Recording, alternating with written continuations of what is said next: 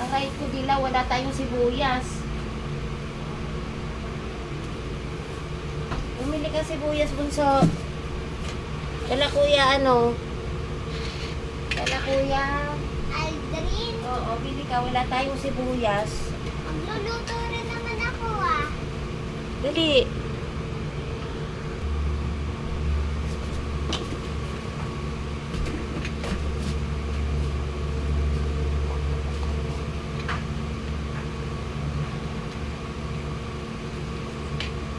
Kung saan kami ng sibuyas. Akala ko may sibuyas.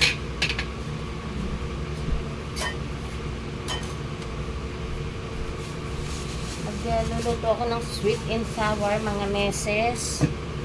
Ayan, wala kaming sibuyas. Kaya si Jade ay akin pinatakbo.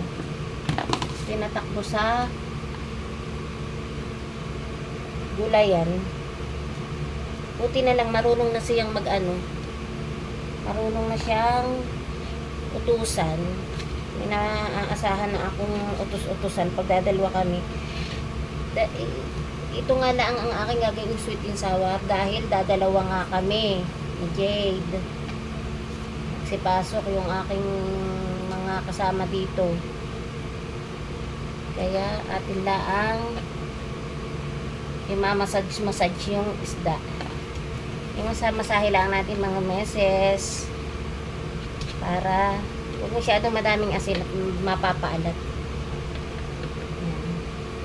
Ito na, ipiprito ko ito at aking gagawing sweet and sour.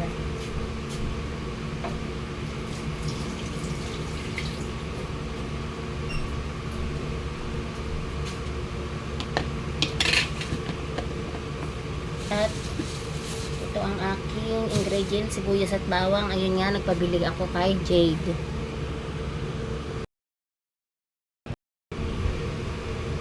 Yan mga sis. Iniwa-hiwa ko lang yung aking carrots ng pagunto. Ay, naku, pumalapon na. Ay, naku, nakadami na. Iniwa-hiwa ko lang siya ng paganyan.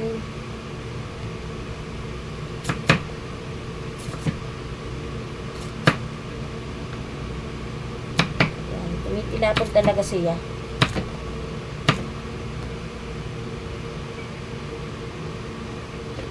Gawa ng si Jade naman hindi magulay. Pag hindi niya paboritong gulay, hindi talaga siya nakain. Pero feeling ko kakain siya ng carrots.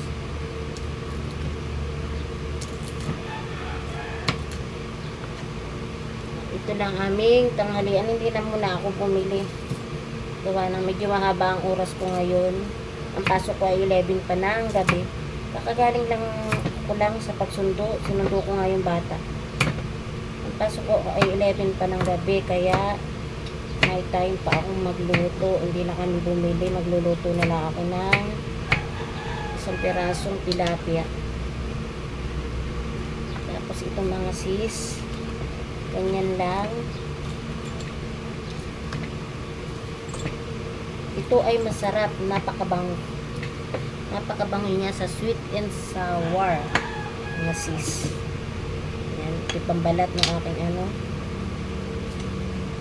At habang naghihintay ako na matapos yung aking sinaing, ay nakata sa aking mata ay ako nagpiprepare na ng aking lulutuin.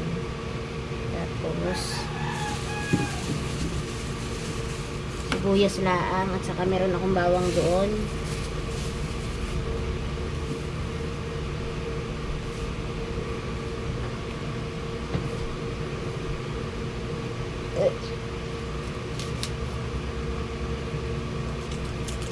Na may nakakaiyak paghihiwa.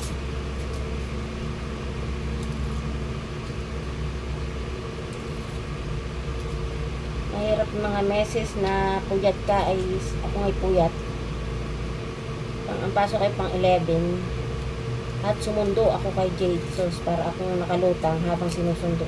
Sobrang init pa naman sa school. Yung tipong naglalakad ka, ang init-init. Yung humahampas na hangin sa'yo, sobrang init.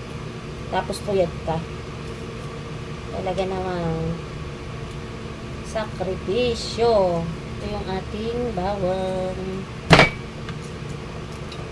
Tapos yung aking lamesa ay walang tibay. Parang gustong maglaglagan pag ako ano ng bawang. Walang tibay. Anong balita? Puro candy ka na naman, kakakain mo lang ng ice cream. Candy. Opo ka diyan at mainit, mag-electric pan ka. Ito lang yung aking Gamot to na candy.